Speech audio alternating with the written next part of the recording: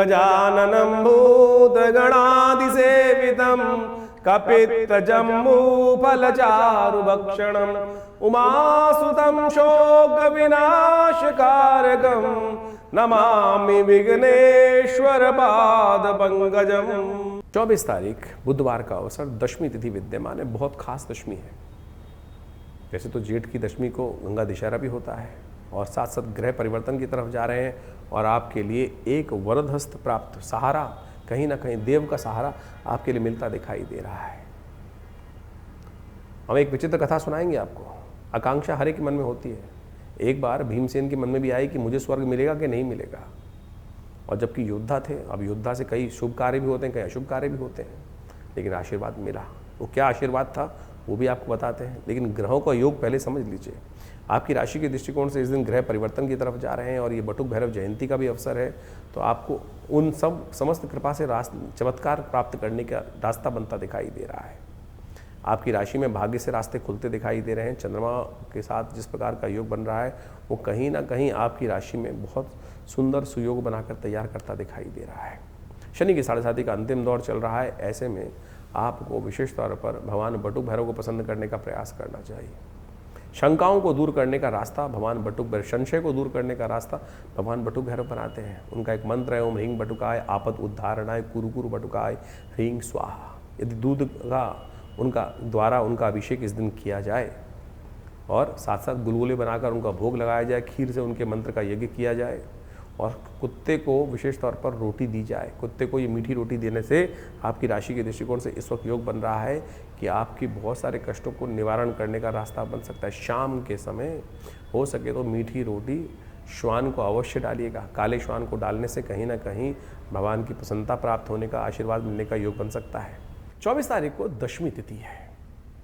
गंगा दशहरा का योग इस दिन बनता है। शुक्ल पक्ष की, जो जेठ की शुक्ल पक्ष की दशमी होती है, उसको कहा जाता है गंगा दशहरे का योग। लेकिन इस बार अधिक मास था, तो जो दशमी थी वो पहले ही चली गई, तो शास्त्र के दृष्टिकोण से कई जगह इसको वर्णित किया गया है। जो गंगा दशहरा होता है वो अधिक मास में ही बनाना शास्त्र के दृष्टिकोण से है, क्योंकि और इस बार ऐसा योग भी था कि गंगा दशहरा के दिन, उस दिन बहुत सारे योग बनकर आ गए थे अधिक मास के अवसर पर, तो वही श्रेष्ठ था।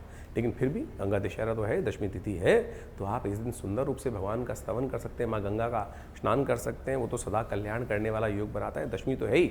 दशमी तिथि जो है वो गंगा की उत्पत्ति की तिथि मानी जाती है, तो वो तिथि गंगा दशहरा की बन भी रही है। तो आप स्नान करें, सुंदर रूप से भगवान का, भगवती का ध्यान करें, पितरों के निमित्त तर्पण करें। इसके साथ साथ एक सुंदर योग और बनकर तैयार है, बटुक भैरव जयंती। भगवान बटुक भैरव कौन है? ये वो भयंकर भैरव है या कुछ और है? काल भैरव जिनको कहा जाता है, रुरु भैरव जिनको कहा जाता है, चंड भैरव जिनको कहा जाता है, कपाल भैरव जिनको कहा जाता है। भगवान भैरव के विभिन्न स्वरूप हैं। और ऐसे में यहाँ जो जयंती बताई गई है ज्येष्ठ के दशमी तिथि के शुक्ल पक्ष की दशमी को, वो कहेगी बटुक भैरव जयंती। कहा जाता है शास्त्र के दृष्टिकोण से अनेक अनेक भक्त हुए भगवान के। अभिलाषा अष्टक एक स्तोत्र है। एक ब्राह्मण थे काशी के अंदर, जिनको जीवन में जो मनवांछित सुख प्राप्त नहीं हो रहा था, संतान नहीं थी। कहा जाता है उन्होंने, स्कंद पुराण में ये कथा मिलती है, स्कंद पुराण के अंदर उन्होंने अभिलाषा अष्टक किसी ऋषि ने उनको दिया और उन्होंने उस अभिलाषा अष्टक का पाठ करके भगवान को प्रसन्न किया। कहा जाता है इस शुभ तिथि में साक्षात शिवलिंग से एक 8 वर्ष के बालक के रूप में उनको संतान प्राप्त हुई, जिनका नाम भैरव, वही बटुक हुए, बटुक के रूप में। तो आप सत्य माने, अद्भुत भगवान की कृपा प्राप्त करने का सुयोग है। ये भैरव स्वरूप वो है जो समस्त कल्याण करने का योग बना देता है। तो इस दिन विशेष तौर पर भगवान बटुक भैरव को प्रसन्न करने का हमको यथाउचित भाव से प्रयास करना चाहिए। बड़ा सौम्य स्वरूप है। जीवन में यदि कहीं ना कहीं कोई बंधन का भय हो, जीवन में कहीं ना कहीं कुछ अनिष्ट का भय हो, दुस्वप्न दिखाई दे रहा हो, बार बार कोई ना कोई स्वप्न परेशान कर रहा हो, व्यक्ति रात को जाग जाता हो, कोई कष्ट का निवारण होने का योग ही ना बन रहा हो, तो ऐसे में कहा जाता है कि इस भगवान बटुक भैरव को दूध से स्नान कराकर, भगवान बटुक भैरव को जो है खीर की आहुति दी जाती है। खीर की मालपुओं की आहुति, मीठे पुए जो आटे के पुए बनते हैं उनके द्वारा उनका मंत्र है विभिन्न प्रकार से कर कलित कपाला कुंडली दंडपाणी तरुण देव नीलो व्याल यज्ञोपवीति कृत समय सुपर्या विघ्न विच्छेद हेतु जयति बटुकनाथ सिद्ध साधकानाम। इस प्रकार से भगवान के सुंदर ध्यान कर कर उनका जो मंत्र है ओम ह्रीं बटुकाय आपद उद्धारणाय कुरु कुरु बटुकाय ह्रीं स्वाहा, इस प्रकार से इनका मंत्र का स्तवन करते हुए जीवन की कैसी समस्या हो, भय मन में ग्रसित हो गया हो कि ये व्यक्ति मेरे अनिष्ट करने जा रहा है, जीवन में कोई व्यक्ति ऐसा पीछे लग गया हो कि जो आपका कार्य कहीं ना कहीं विघ्न उपस्थित करने का प्रयास कर रहा है, यदि इस मंत्र का स्तवन नित्य प्रति कर किया जाए तो वो व्यक्ति अपने भाव को ही बदल देगा। इस प्रकार का सुंदर भाव है। हजारों बार हमने इसका प्रयोग करके देखा। कई बार ऐसे भी दुष्ट व्यक्ति मिल जाते हैं जो कहीं ना कहीं अनिष्ट कार्य करने की तरफ प्रवृत्त होते हैं, मानते ही नहीं हैं। तो ऐसे में ये मंत्र अद्भुत रूप से उनके ऊपर अपना चमत्कारिक प्रभाव उत्पन्न करने के योग दे देता है। तो ऐसे इस मंत्र का इस सुंदर तिथि पर यदि स्तवन किया जाए, हमने विशेष तौर पर इस बटुक भैरव जी के इस तिथि पर आश्रम पर यज्ञ रखा है। भगवान बटुक भैरव जी का विशेष मंत्रों के द्वारा यज्ञ किया जाएगा। यदि आपके जीवन में भी कोई समस्या चल रही हो ऐसी जिसका कोई निदान आपको वर्षों से ना मिल रहा हो, तो इस बटुक भैरव जयंती पर भगवान बटुक भैरव की प्रसन्नता से खीर के द्वारा यज्ञ जो होगा उसमें अपने नाम से आहुति प्रदान कराने के लिए आप हमारे दिव्य ब्राह्मणों के द्वारा, योग्य ब्राह्मणों के द्वारा जो अनुष्ठान किया जा रहा है उसमें जुड़ सकते हैं और लाभ ले सकते हैं। 25 तारीख बृहस्पतिवार का अवसर है और उस दिन एकादशी तिथि विद्यमान है। निर्जला एकादशी का योग बन रहा है, भीमसेनी एकादशी का योग बन रहा है इस दिन, और आपकी राशि के दृष्टिकोण से ग्रहों का योगा योग जो बन रहा है उसका सही रास्ता आपको समझ लेना चाहिए। ग्रहों का योगा योग आपके लिए न्याय के द्वारा रास्ता बनता दिखाई दे रहा है। ये न्याय का रास्ता आपको अपनाने का प्रयास करना चाहिए। आप बहुत ज़्यादा लोगों के सहारे के चक्कर में ना फंसें। कोई किसी के साथ नहीं होता, अकेला ही चलकर विजय प्राप्त करने के योग बनाने पड़ते हैं। और आप अकेले चलने का जिस दिन शुरू कर दोगे, आपकी राशि में ऐसा योग बन रहा है कारवां बनता चला जाएगा। इसलिए आप अपनी शक्ति को पहचान कर कार्य करने का प्रयास करें। विजय प्राप्त करने के योग आपकी राशि में बन रहे हैं। और जितना नेगेटिव सोचोगे उतना नेगेटिव घटेगा, जितना पॉजिटिव सोचोगे उतना पॉजिटिव योग भी आपकी राशि में बनता दिखाई दे रहा है। बहुत ज़्यादा लोगों की बातों में नहीं, अपने विचारों को थोड़ा तवज्जो देकर आगे बढ़ने का आपको प्रयास करना चाहिए। वो स्थिति आपके लिए बड़ी अनुकूलता प्रदान करने का योग विशेष तौर पर बना के तैयार कर रही है। उधार से बचने का प्रयास करें। इन दिनों ग्रह आपके लिए बेकार किसी न किसी कारण से उधार स्थितियों को बढ़ाता दिखाई दे रहा है, भार आपके सिर पर बढ़ाता दिखाई दे रहा है, उससे बचने का आपको प्रयास करना चाहिए। भगवान विष्णु की निर्जला एकादशी का इस दिन व्रत किया जाना चाहिए। और ये व्रत वो है कि जो समस्त शंकाओं को दूर कर कर आपके आगे की यात्रा को निष्कलंक बना देता है। इस दिन जल का दान आपकी राशि के दृष्टिकोण से सबसे श्रेष्ठ है, इसलिए जल का दान, केले का दान अवश्य करने का प्रयास कीजिए। पीली चीज़ों का दान अवश्य कीजिए। निर्जला एकादशी 2 शब्दों का बना है कि निर्जल रहते हुए एकादशी क्यों पड़ा, किसने किया व्रत, क्या महात्मा है। कहा जाता है कि भारतीय संस्कृति में अनेक कथाएं हैं, पुराणों में जो कही गई हैं, विभिन्न ग्रंथों में बताई गई हैं। एक बार भीमसेन ने, हमारे यहाँ कहा गया है कि हर व्यक्ति को एकादशी में व्रत करने का प्रयास करना चाहिए। अब भीमसेन कहा जाता है कि बहुत अधिक भोजन करने वाले थे, बड़ा शरीर था, उनको भूख भी अधिक लगती थी। अब एकादशी के दिन व्रत रहे तो क्या होता था, और इतना बड़ा शरीर, भोजन मिले ना तो दिक्कत होती थी। एक दिन वो व्यास जी के समक्ष गए और उन्होंने प्रार्थना करी कि महाराज देखिए, मुझे कोई सरलतम उपाय बताएं। आपने आज्ञा दे रखी है कि एकादशी के दिन व्रत रखा करो, बड़ी मुश्किल होती है। तब व्यास जी ने कहा चलो कम से कम एक दिन, जो ज्येष्ठ की एकादशी है उस दिन निराहार रहते हुए, निर्जल रहते हुए, बिना पानी के बिना भी यदि आप ये व्रत कर लो तो पूरी की पूरी जो एकादशियाँ हैं, वर्ष में आने वाली 24 एकादशियाँ, उनका पुण्य आपको इसी एक व्रत से मिल जाता है। कहा जाता है इसी व्रत के प्रताप से अब जब यात्रा पे गए, स्वर्ग की आरोहण की यात्रा शुरू हुई थी, तो इसी यज्ञ के कारण से उनको स्वर्ग प्राप्त होने के सुंदर सुयोग बने। बहुत सारे लोग बनेंगे, कहेंगे बीच में कथा के माध्यम से हम, क्योंकि कई लोगों को कहीं ना कहीं मन में प्रश्न उठता ही रहता है, कथाएं बहुत से लोगों ने सुन रखी हैं, वो तो कहेंगे युधिष्ठिर ही पहुँचे थे, भीमसेन तो पहले ही गिर गए थे। वो तो एक परीक्षा थी। उस पुण्य को प्राप्त करने के लिए कौन सा धर्म के साथ चल रहा है, कौन अधर्म के साथ चल रहा है, कहीं ना कहीं व्यक्ति ने कष्ट तो जीवन में कोई ना कोई तो गलत व्यक्ति हो ही जाता है, और वहाँ कहीं ना कहीं व्यक्ति के, लेकिन सत्य माने उसका पश्चाताप करने के अनेक तरीके थे जो भीमसेन ने व्रत रखा उसके कारण से, उनके प्रताप से वो भी स्वर्ग को ही प्राप्त किए। तो ये सत्यमान ने व्यास जी की कथा के अनुसार से जो विशेष तौर पर महाभारत के अंदर वर्णित है, तो उस कथा के माध्यम से इसका पुण्य मिल जाता है। इस दिन अपनी श्रद्धा के अनुसार से व्यक्ति को अवश्य जल का दान करना चाहिए, पंखे का दान करना चाहिए, खरबूजे का दान करना चाहिए। कहा गया है भारतीय संस्कृति में बहुत सारे लोग दान पे कटाक्ष कर देते हैं कि धन का दान करने के लिए पंडित जी कह रहे हैं और खुद धन का दान लेते हैं। शास्त्र तो कहता है पत्रम पुष्पम फलम तोयम, भगवान को तो जो भी इनमें चीज़ों को कर दो। जल तक का दान शास्त्र में वर्णित है और सबसे श्रेष्ठ दान जल का दान ही कहा गया है।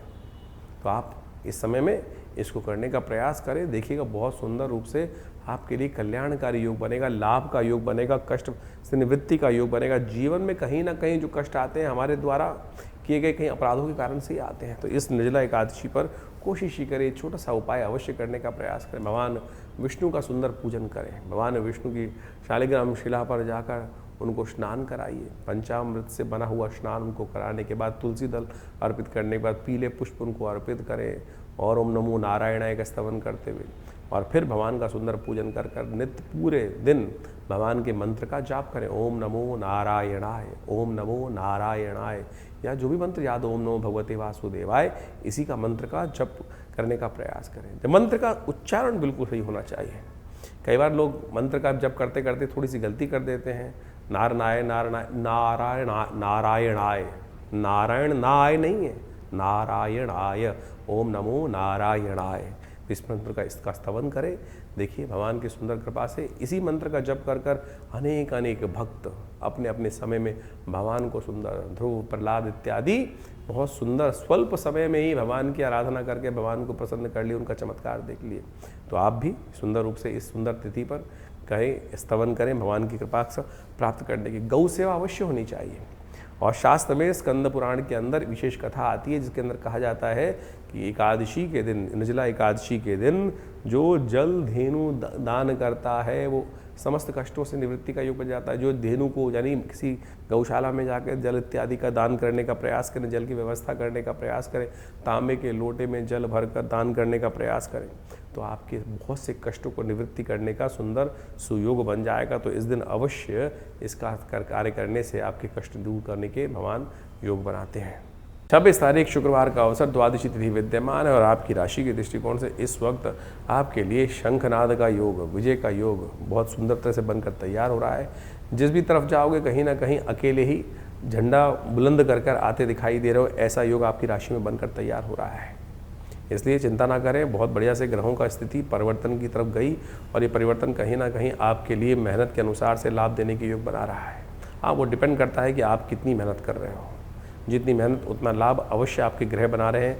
आपकी ग्रहों की स्थिति ऐसी है कि मंगल के बिल्कुल सम्मुख होकर चंद्रमा आ गया है, शुक्र कहीं ना कहीं ऐसी स्थिति में चला गया है कि जो हर चीज़ को साफ कर कर आपको जो है विजय देने के योग बहुत सुंदर तरीके से बनाने की स्थिति कर रहा है। आपका डंका बजने के योग बहुत सुंदर से बनते दिखाई दे रहे हैं। क्योंकि 7.5 चल रही है और राहु आपके लग्न में चल रहे हैं, तब आपके मन में शंकाएँ जो हैं वो कहीं ना कहीं परेशान करने के योग बना भी सकती हैं। तो इसलिए रोते हुए जाओ तो मरो की खबर लेके आओगे। पुरानी कहावत है कि जो लोग नेगेटिव सोचते रहते हैं वो कहीं ना कहीं वो नेगेटिव ही खाद उनके साथ घटने लगती है। तो पॉजिटिव सोचो। ग्रहों का शंखनाद विजय योग आपकी राशि में बना है तो उसका इस्तेमाल करने का प्रयास करें। महालक्ष्मी कृपा प्राप्त करने का प्रयास करें। चंपक द्वादशी है इस दिन। किसी देवस्थल में जाकर सुगंधित पुष्पों की बेलों को, पेड़ों को इस दिन रोपित करना चाहिए। जैसे चंपा, चमेली, चांदनी, मूंगरा, इनके पुष्प यदि किसी देवस्थल में लगाओगे तो सुंदर भगवान की कृपा से आपके जीवन में समृद्धि का योग बनेगा। तो इसको करने का प्रयास करें। 27 तारीख का दिन, उस दिन शनिवार का अवसर है, त्रयोदशी तिथि विद्यमान है और शनि प्रदोष का योग बन रहा है। यदि हम आपकी राशि की बात करें, कुंभ राशि वालों के लिए सबसे श्रेष्ठ दिन है क्योंकि 7.5 चल रही है और 7.5 को बनाने के लिए शनि प्रदोष का दिन ऐसा होता है कि भाभी मीट सके त्रिपुरारी, शिव जिस पर कृपा कर देंगे उसके समस्त कष्ट दूर हो जाएंगे। इस संसार में शिव वो तत्व है। बड़े बड़े लोग भगवान शिव को इसलिए मनाने का प्रयास करते थे क्योंकि किसी और में सामर्थ्य नहीं है, उनको मनाने का प्रयास करना पड़ेगा। भोलेनाथ तो एक लोटे से मान जाएंगे। और आपकी राशि में जो ग्रहों का योगा योग बनकर तैयार हो रहा है वो कहीं ना कहीं बहुत सुंदर, लेकिन मन कहीं ना कहीं थोड़ा कच्चा दिखाई देता है। मन जो है थोड़ा सा कहीं ना कहीं मन को आश्वस्त करने की ज़रूरत है। तो थोड़ा सा एक काम करिए, थोड़ा सा दूध का सेवन कीजिए, थोड़ा सा चावल का दान करने का प्रयास कीजिए। चावल की खीर बनाकर, चावल के दूधों के साथ मिलाकर खीर बना के थोड़ा भगवान को भोग लगाइए और उस खुद भी सेवन करने का प्रयास कीजिए। ग्रहों की स्थिति में एकदम परिवर्तन का योग बनेगा, मन भी आश्वस्त होगा और जितना माता का आशीर्वाद लोगे, चांदी धारण करोगे, चांदी के बर्तन का उपयोग करोगे, वो कहीं ना कहीं आपके लिए बहुत सुंदर स्थिति मनोमस्तिष्क में विजय का योग बनाते तैयार करेगा। शनि प्रदोष है, इस समय विशेष तौर पर दूध के द्वारा भगवान शंकर का अभिषेक करना आपकी राशि के दृष्टिकोण से बड़ी अनुकूलता प्रदान करने की योग बनाएगा। दूध में थोड़ा से तिल डालकर भगवान शंकर का शाम को अभिषेक शनि प्रदोष के दिन आपके लिए चमत्कारिक शनि के तमाम दोषों को दूर करने का योग बना देगा। शनि प्रदोष का एक ऐसा दिवस है कि जो शनि जब त्रयोदशी शाम को पड़ जाए तब ऐसे में प्रदोष योग बना होता है और शनिवार के दिन पड़े तो शनि प्रदोष बन जाता है। शास्त्र के दृष्टिकोण से शनि प्रदोष में कुछ खास उपाय यदि कर ली जाए तो वो बहुत कल्याणकारी होते हैं। किन्हीं की व्यक्तियों की राशि में यदि 7.5 चल रही है, ढैया चल रही है, शनि की महादशा अशुभ चल रही है, अंतरदशा इत्यादि चल रही है, तो ऐसे में शनि को मनाने के लिए अवश्य कुछ ना कुछ उपाय अवश्य कर लेने चाहिए। समय समय पर जो प्रभाव है, कई बार समय जो होता है वो साधारण होता है और कई बार समय बड़ा सुंदर सुयोग लेकर आता है। सुंदर सुयोग ऐसा लेके आता है कि छोटा सा कर्म भी बहुत बड़ा लाभ देने के योग बना देता है। तो ऐसा ही एक योग बनकर तैयार हो रहा है शनि प्रदोष का। तो इस शनि प्रदोष पर क्या करना चाहिए आपको? शनि प्रदोष पर विशेष तौर पर शनि के द्वारा शनि को प्रसन्न करने के लिए भगवान शंकर का तेलाभिषेक करना चाहिए। तिल का तेल लेकर भगवान शंकर पर ओम शन्नो देवी रविष्ट्रयापो भवन्तु पीतये शन्नो रविष्ट्रवन्तु नः, इस मंत्र को यदि संपुट लगाकर यदि आप विशेष तौर पर रुद्राष्टाध्यायी के मंत्रों के साथ इस संपुट युक्त मंत्र से यज्ञ अभिषेक करें, यज्ञात्मक जो अभिषेकात्मक यज्ञ करें, तो कहा जाता है भगवान शंकर की कृपा से आपके बहुत से कष्ट निवृत्त करने के सुंदर सुयोग बन जाते हैं। तो इस स्थिति का लाभ अवश्य लेने का प्रयास करें, क्योंकि शनि को मनाओ, सदा सुख को पाओ। शनि स्तोत्र का पाठ करो और ऐसे में एक कार्य और भी कर सकते हैं आपकी राशि के दृष्टिकोण से जो आपके लिए बड़ा विशेषकारी लाभकारी रहेगा। शनि को प्रसन्न करने के लिए शनि का दिव्य धागा धारण करने का प्रयास करें। शनि का धागा जो होता है, यदि शनि प्रदोष के दिन मंत्र से सिद्ध कर इस शनि के मंत्रों से सिद्ध कर ओम प्रांग प्रींग प्रोंग से शनिश्चराय नमः इसको धारण कर लिया जाए तो कहा जाता है शनि के तमाम दोष, चाहे 7.5 में चल रहा हो चाहे कुछ भी हो, रक्षा कवच की तरह कार्य करता है। शनि जो विभिन्न राशियों में विभिन्न प्रकार के प्रभाव उत्पन्न करते हैं, तो यदि शनि का ये धागा पैर में बांध लिया जाए शनि के मंत्र से जप करा हुआ, तो व्यक्ति की चाल बिगड़ती नहीं है, क्योंकि शनि सबसे पहले जो प्रभाव उत्पन्न करते हैं वो चाल ही बिगाड़ते हैं। जब चाल बिगाड़ते हैं तो फिर धीरे धीरे सब शरीर भी विकार हो जाता है और स्थिति भी खराब हो जाती है, मन भी विकार युक्त हो जाता है, बुद्धि भी विकार युक्त हो जाती है। तो अपनी चाल को सुधारने का प्रयास करें। शनि के मंत्र से सिद्ध किया हुआ ये धागा अवश्य धारण करने का प्रयास करें। हमने आश्रम में शुद्ध ब्राह्मणों द्वारा शनि के स्तोत्र का पाठ करके, शनि के बीज मंत्रों का पाठ कर इन शनि के धागों को सिद्ध किया जाता है। और आप जो भी किसी बच्चे को बहुत डर लगता है, किसी बच्चे के जीवन में नज़र बहुत लग जाती है, बार बार उसकी नज़र उतारनी पड़ती है, कहीं बच्चे सीधे लोग व्यक्ति बिल्कुल सीधी चाल पे चलते हुए कहीं ना कहीं वक्त अपने आप खराब हो जाता है, हो सकता है नज़र लग जाए। तो ऐसे में भी ये शनि का धागा अद्भुत रूप से कार्य करता है। तो इसका सहयोग लेने का प्रयास कीजिए, कल्याण होगा, कष्ट दूर करने का योग बनेगा। शनि प्रदोष पर तमाम शनि के उपाय यदि करेंगे तो बहुत शुभ आपके लिए योग बनेंगे। 28 तारीख रविवार का अवसर है, चतुर्दशी तिथि विद्यमान है, सर्वार्थ सिद्ध योग इस दिन बनकर तैयार हो रहा है, जो चीज़ों को बहुत तेज गति से आपके लिए लाभ का मुहूर्त बनाकर तैयार कर रहा है। ग्रह नक्षत्रों के दृष्टिकोण से विजय का योग आपकी राशि में, कीर्ति का योग आपकी राशि में बना हुआ है, लाभ का योग आपकी राशि में बना हुआ है, जो कई मामलों में चीज़ों को पॉजिटिव करने के लिए आपके लिए आश्वस्तता को देता दिखाई दे रहा है। लेकिन कई बार क्या होता है, हम ऐसे दौर से गुजर रहे होते हैं, किसी की बात पर हम विश्वास नहीं करते हैं और कहीं ना कहीं वो स्थिति आपके मनोमस्तिष्क में इस वक्त थोड़ी छाई दिखाई दे रही है। तो विश्वास जगाइए, विश्वास जगाने का प्रयास है।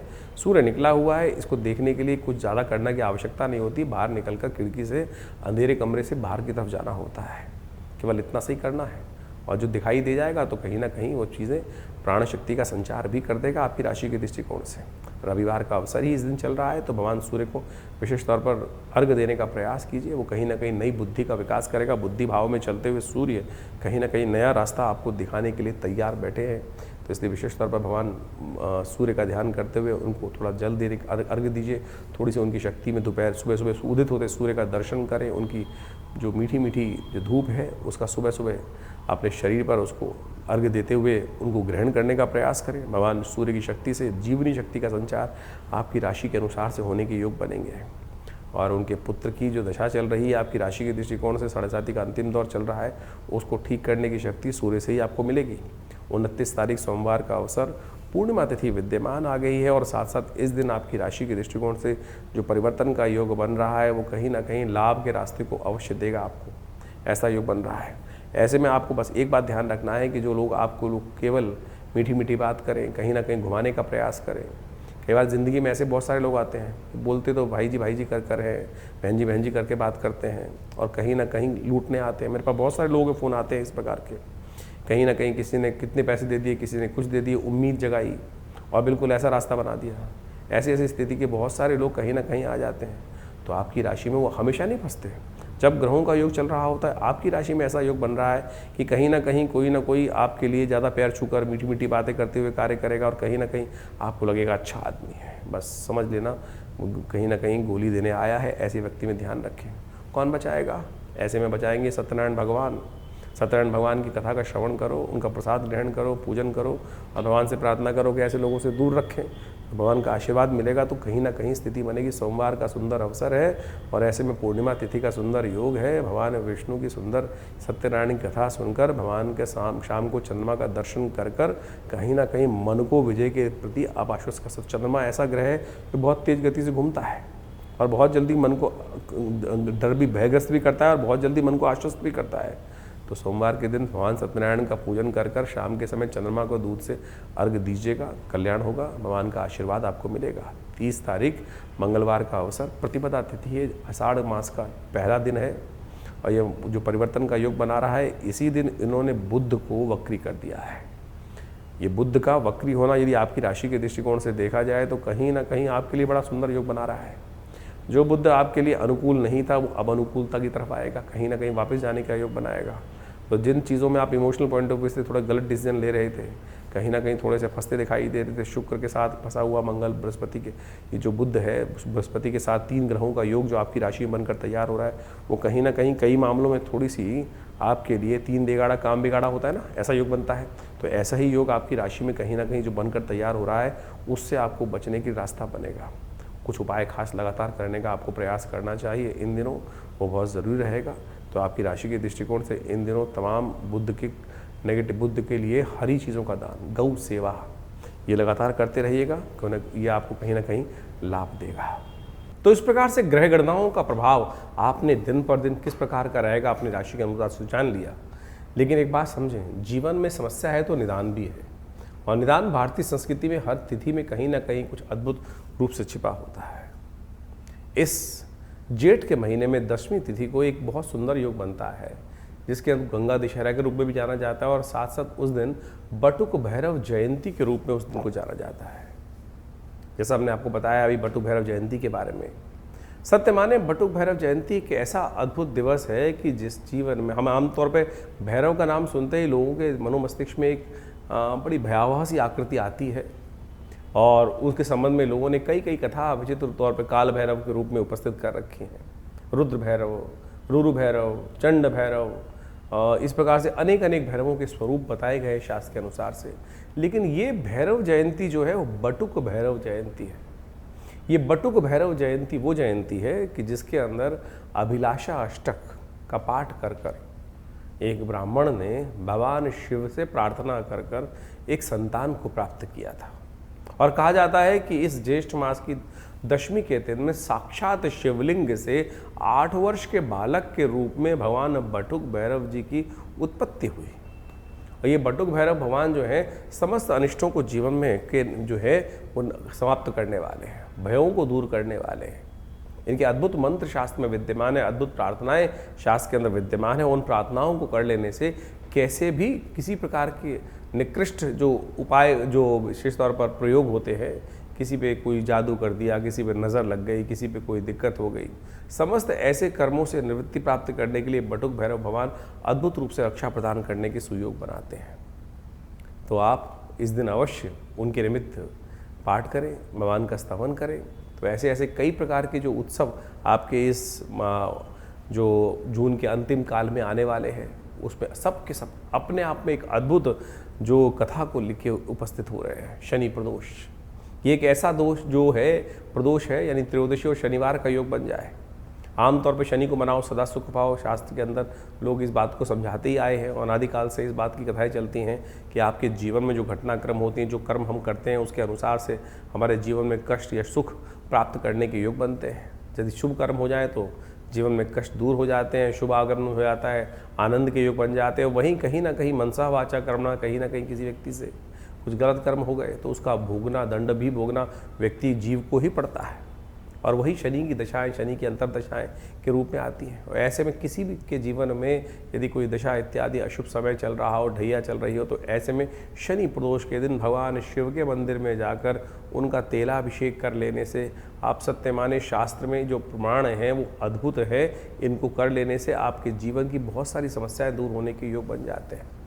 भगवान शिव पर कोशिश ये करें जो तिल के तेल से अभिषेक करने। शन्नो देवी रविष्ट्रय आपो भवन्तु पीतय शन्नो रविष्ट्रवन्तु नः, इस मंत्र का जप करते हुए, ओम नमः शिवाय का जप करते हुए किसी भी रूप में भगवान शिव के ऊपर अर्पित करने का प्रयास करना। जो शनि प्रदोष पड़ जाए तो ऐसे में शाम के समय भगवान शिव की आराधना करते हुए, कहा जाता है कि प्रदोष के समय में वैसे ही भगवती पार्वती शिव के साथ इस संसार में भ्रमण करते हैं भगवान, और जो उनकी आराधना करते मिलते हैं उनके जीवन के समस्त कष्ट दूर होने के योग बन जाते हैं। शास्त्र कहता है कि इस समय में कोई कार्य, केवल पूजा का पाठ का ही कार्य किया जाना चाहिए। और आमतौर पे इस कलयुग में शाम का समय लोग पता नहीं कौन कौन से कर्म करने की तरफ उद्धृत रहते हैं। और ऐसे में संध्या वंदन इत्यादि जो भारतीय संस्कृति में बताया गया, शाम के समय 2 समय जब मिल रहे हों तब उस संध्या की वेला में करना चाहिए। अब बहुत कम लोग हैं जो ऐसे कर्म करते हैं। और ऐसे में शास्त्र में जो कथा हमने बताई कि भगवान शिव का आशीर्वाद प्राप्त करने के लिए तो उस समय अवश्य प्रभु का वंदन करने का हमें प्रयास करना चाहिए। तो इस प्रदोष, शनि प्रदोष के अवसर पर कोशिश ये करें भगवान शिव की सुंदर, शनि का यदि कष्ट चल रहा हो, जीवन में ढैया चल रही हो, 7.5 चल रही हो, या शनि का कोई और महादशा, अंतरदशा इत्यादि में कोई कष्ट जीवन में किसी प्रकार का बना हुआ हो, तो कोशिश ये करें तेलाभिषेक, या विशेष तौर पर हनुमान जी के मंदिर में जाकर आप उस समय उनको चोला चढ़ाने का प्रयास कीजिए।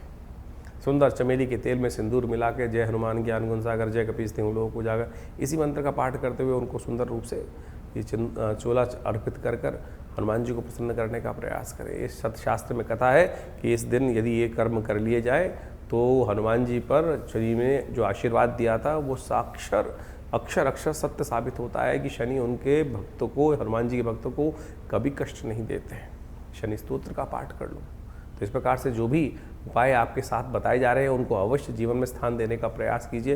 ये समस्त प्रकार से कष्ट दूर करने के अद्भुत योग आपकी राशि में स्वयं बनेंगे। तो इस प्रकार से आपके मन में कोई प्रश्न चल रहा हो तो चिंता ना करें, ये कार्यक्रम आपका अपना कार्यक्रम है। आप हमारे जो नंबर्स हैं उन पर व्हाट्सअप मैसेज भेजने का प्रयास करें। हम तुरंत कुछ ना कुछ जो भी आपकी डिटेल्स होंगी उसके अनुसार से आपको जो समस्या का निदान अवश्य देने का प्रयास करेंगे। और आपकी समस्याओं का निदान देने के लिए तो आश्रम में बहुत सारे और भी कार्यक्रम चलते हैं। हर रविवार को कोई ना कोई बड़ा कार्यक्रम रहता ही है जो सुबह नित्यपति, जैसे तो आश्रम पर नित्यपति 8 घंटे यज्ञ होता है। रविवार के दिन सुबह करीब 8 बजे से लेकर 10 बजे तक, 11 बजे तक सुंदर कार्यक्रम चलता है। उसमें यज्ञ, आपके प्रश्नों का निदान देने के लिए साक्षात आपसे मिलना, बातचीत करना एक व्यवस्था रहती है। तो आप आ सकते हैं उस दिन वहाँ पर विवेकानंद योगाश्रम माँ भगवती का सुंदर दर्शन कीजिए और अपने प्रश्नों का निदान जानिए। और सुंदर भंडारे में की व्यवस्था रहती है, गौ पूजा की व्यवस्था रहती है, माँ भगवती का सुंदर दर्शन रहता है। तो आप इन समस्त कार्यों में सुंदर रूप से उपस्थित होकर माँ भगवती कृपा प्राप्त करने के योग बना सकते हैं। और आने वाले समय में तो बड़ा सुंदर योग बनने वाला है। गुप्त नवरात्रि 15 तारीख से 15 जुलाई से लेकर सुंदर गुप्त नवरात्रि का अवसर आ रहा है। और इस गुप्त नवरात्रि के अवसर में भगवान की सुंदर वंदना अनंत श्रद्धा के साथ करने का प्रयास करें। आमतौर पर चैत्र और शारदीय नवरात्र जब आते हैं बड़े ढोल बजा के भगवान की आराधना करने की लोग व्यवस्था करते हैं, लेकिन गुप्त नवरात्रि पर अपनी गुप्त मनोकामनाओं की पूर्ति के लिए बहुत सारे ऐसे कार्य जीवन में चल रहे होते हैं जो किसी को बताए नहीं जाते।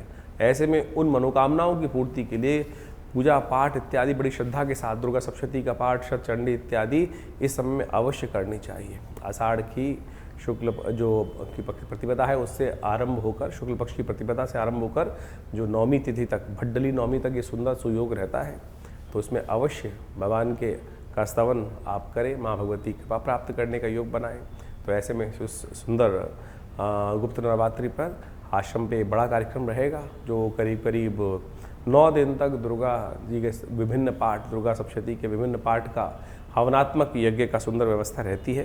तो आप माँ भगवती के सुंदर दर्शन कर 500 साल पुराना भगवती का चमत्कारी श्री विग्रह जो आश्रम पर विराजमान है, उन्हीं के सानिध्य में, उन्हीं के समक्ष ये सुंदर यज्ञ की परिपाटी बहुत लंबे समय से, जब से आश्रम स्थापित हुआ है पिछले 60-70 सालों से, तब से चल रही है। तो आप भी यहाँ आकर हम भगवती का सुंदर दर्शन कर उस यज्ञ में अवश्य सम्मिलित होने का प्रयास कीजिए।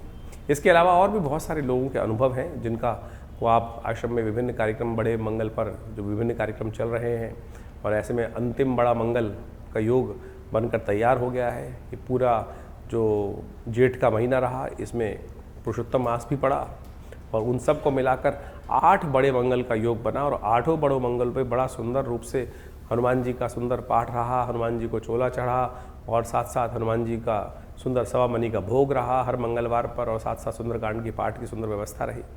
बहुत से लोग आकर उसमें भगवान जी, हनुमान जी कृपा प्राप्त की, और जीवन के बहुत से कष्टों को दूर करने का सुयोग सबके जीवन में आता है। सबके अनुभव अपने अपने होते हैं, और उन सबको अनुभव को लोग जब साझा करते हैं, आके बताते हैं कि भगवान जी कृपा से ये कष्ट ठीक नहीं हो रहा था, ये विवाह नहीं हो रहा था, ये समस्या का निदान नहीं हो रहा था, मेरे पैसे फंस गए थे, ये नहीं आ रहे थे, और जब हनुमान जी का सुंदर पाठ किया, दर्शन किया, तो ये योग बना।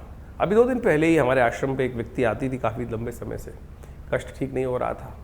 एक दिन अभी आके 2 दिन पहले हनुमान जी के मंदिर में दर्शन करें, और बोली जी दर्शन करके बाहर ही निकल रही थी मंदिर से, एकदम वो काम आया, और भगवान की कृपा से मनोरथ सिद्ध होने के योग बन गए। तो हनुमान जी की, भगवान की कृपा तो सुंदर रूप से कहीं ना कहीं से होने के योग बन जाते हैं। आप उस पर केवल अपनी निष्ठा को सत्य रूप में भगवान के श्री चरणों में अर्पित करने का प्रयास कीजिए, कल्याण का योग, सुयोग अवश्य बनेगा भगवती कृपा से।